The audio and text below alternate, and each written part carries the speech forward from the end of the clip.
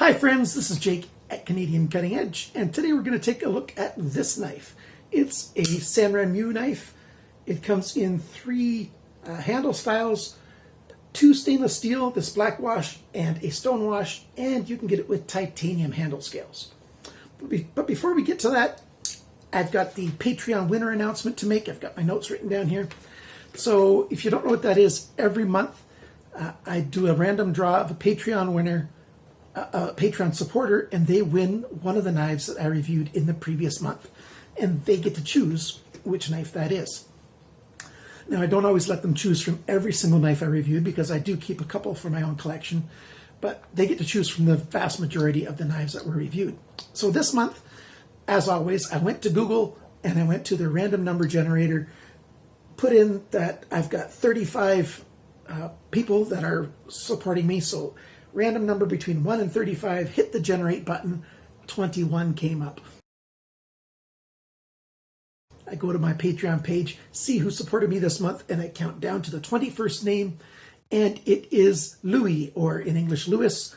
He's from LT Survival. That's his YouTube channel.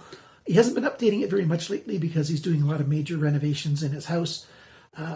But he's, a Canadian military guy, a commercial diver, or a professional diver, I should say. I think he dives for the military, or used to dive for the military.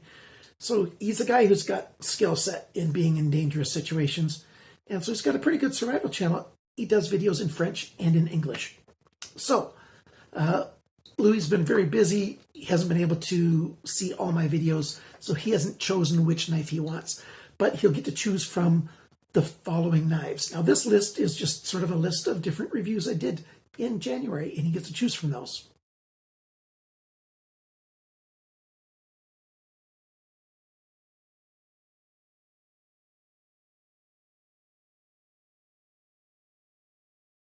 So there you go.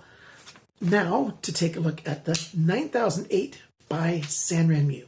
This is the 9008-SB, the Blackwash version.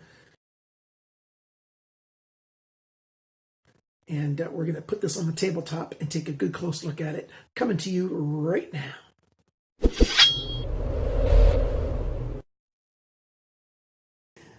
So on this black, or on this dark gray background, you get to, the focus works so that you get to see the details. If I use a lighter background, it turns, well, here, I'll show you.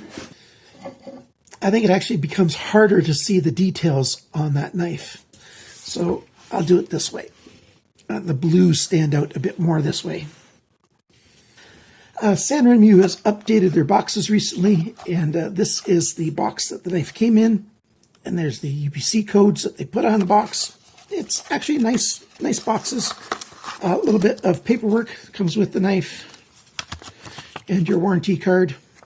And Sanrenmu is getting better and better all the time, and they were awesome to start with. So this knife, as we open it up, is a full-size folder. Put it next to the Ontario Rat 1, and you can see if you line up the pivot points here, the Ontario Rat is a longer handled knife, but the blade's very much the same length. Actually, the cutting edge is more on the Sanrenmu. And if you line up the front of the finger choil here, you see that the handle length isn't all that much different. It just sort of climbs out back here. This is a full-size knife, to be sure. My hands are between large and extra large, and the handle comes out on the end just fine. But it's a thin enough knife, and it's not super heavy. It's not light, but it's not crazy heavy at all. But a all-steel frame lock that is comfortable and easy to use. A lot of good different grips on it. Thumb stud deployment or flipper deployment. Both work just fine. It's got one of those extra beta locks for the frame lock, so when the knife is in a lock position, you slide this button forward and the frame lock cannot be disengaged, and that holds it in the lock position. It's got a good amount of spring tension on that lock system. You can just hear when you have to move it. It's got, the better the sound, you can tell it's actually a good lock. I don't use those locks, but for the people who want it, it's there. Deep carry pocket clip, and it's one of those fold over kind. It's not quite full depth, but quite deep. It does have those button, or I call them button screws, but it's got the raised fold over section there. So it's not hard at all to get your pocket to sink, to get this to sink right to the full depth on your pocket flap. Glass breaker with a tungsten tip on there, and it's removable. So if you don't like having glass breaker on the end of your handle, you could remove that. You could turn that into a place where you can tie on some cordage, but the cutting edge comes fairly close to it. Let's see if I can get this to focus here. Actually, we need to get some light in here too. There we go. That's better light. So there you go. You can see there's a space in there. It's over 1/8 of an inch. So you could tie a lanyard on here, or you could tie it through the hollow point there on the body screw. Hollow pivot pin. These are hex 3 millimeter, and that's what you need for there. In the Imperial, I think it's 7/64. I don't know, it'll be on the screen. 12C27 stainless steel, as it says on the blade right there. Model number is 9008-SB, and then it's got a serial number. There's also a date of manufacture there. Drop point blade, swedge here, high saber grind. Well, not super high, but it's a saber grind. That's a flat grind. Very good sharpener's choil. It's exactly the size that I would like it to be. Perfect for sharpening this knife. The thumb studs do not get in the way of sharpening this because there's some good depth to the blade. There's some jimping on the frame lock release. It's very easy to engage the release, and be sure that you've got it just right. I like that extra little grip that gives. Some extra jimping on the handle back here for some more grip as well. So reverse grip, very comfortable. A reverse pull grip, that's quite comfortable too. Your fist grip, saber grip, they're all very comfortable grips. With the saber being maybe the least comfortable when you're doing long extended work because it's so thin. I'd like it to be just a little bit thicker and to be, it would just give it a little bit better feel. But it's a frame lock, and to make it thicker means either bigger spacers, and that looks odd, or thicker material on the handle, and that adds weight. So it is what it is. So basically this Blackwash is a black stonewash, for those of you who aren't familiar with that. Let's just take a look at the knife for a few seconds.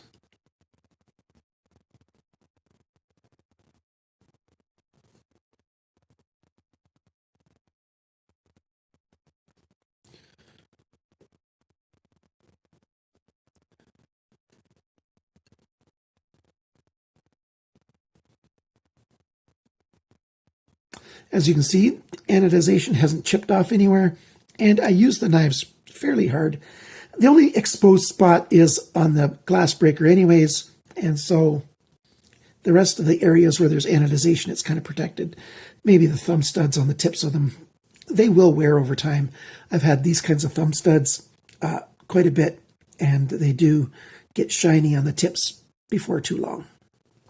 It can say SRM for Sanrenmu on the blade, or now they're doing more modern, it's just saying the full Sanrenmu words on there. Or you could get the Asian characters. Now, for this knife to take it apart, I did not need to use my drive grip because, it's got those hex screws there, but I did have to put it in a clamp because it was just spinning free on both sides.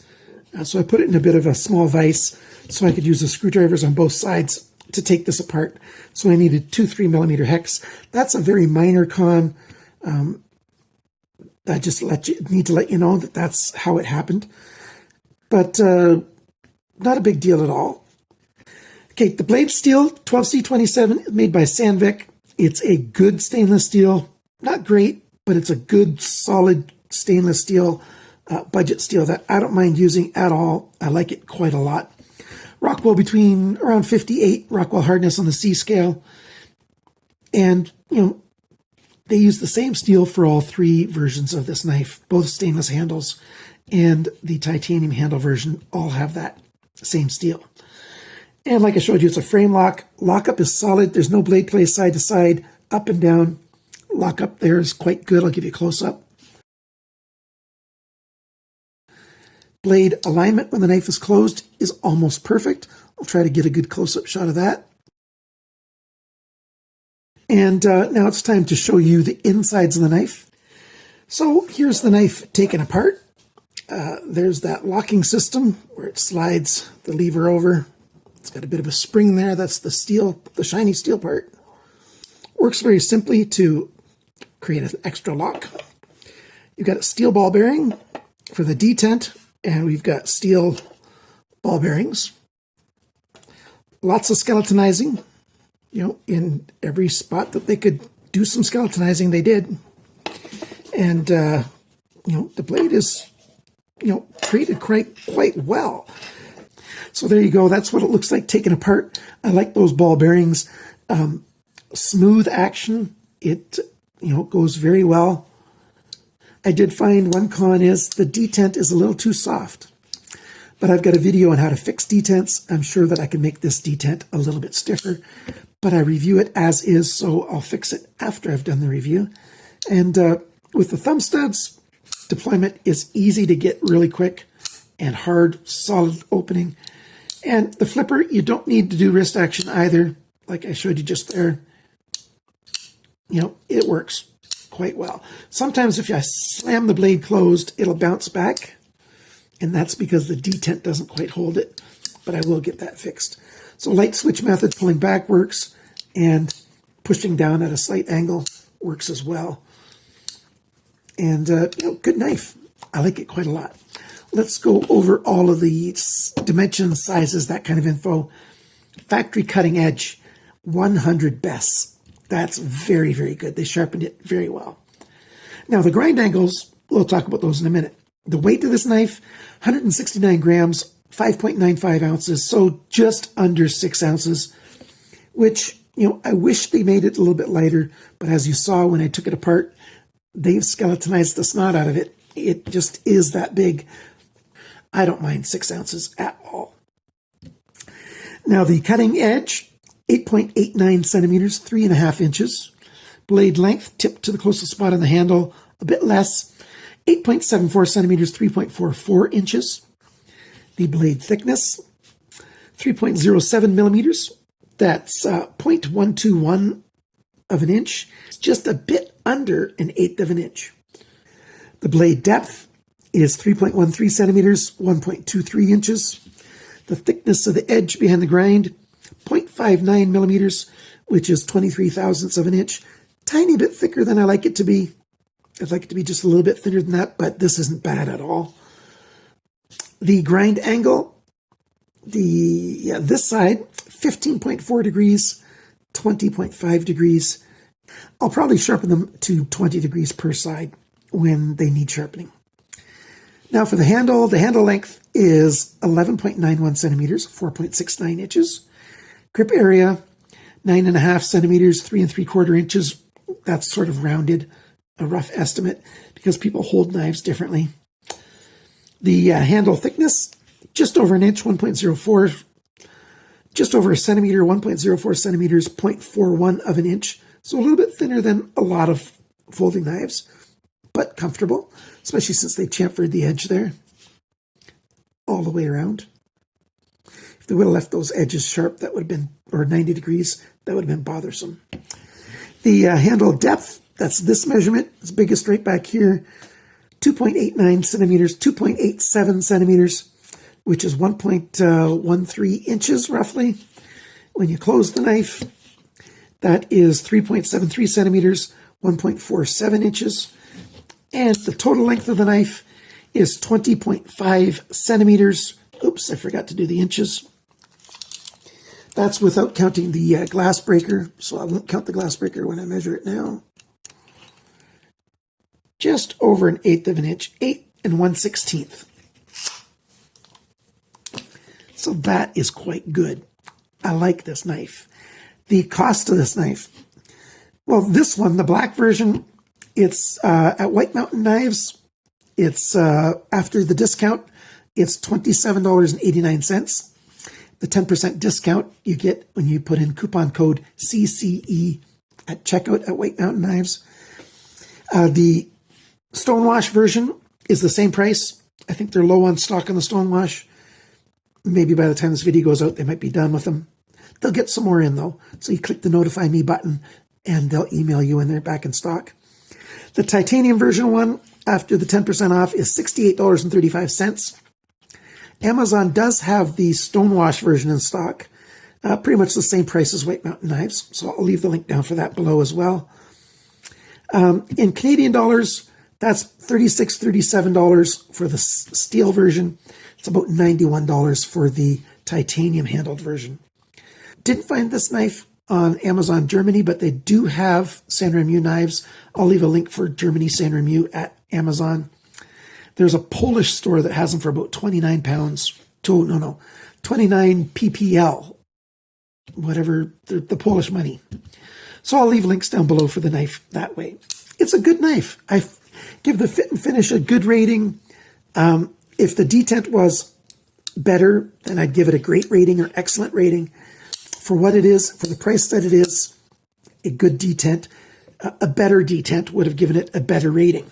The detent's not terrible. As you see, it's not bad using it. You can flip it, no problem. I already showed you all that. Thumb stud, I would just like the detent to be even better, and it will be when I get done with it. The other pros, it came with a sharp edge, decent grind. It's a good slicing knife, the high saber grind, which is a flat grind. Good control in the hand. Sharpener's choil is great. It's just an easy, good use knife. Good EDC choice. Comfort in the hand and the various grips is good enough. The glass breaker, I've heard people complain about them. It is removable. It's got flat sides right there and right there. So you could just put on some small pliers and unscrew it, and it's gone.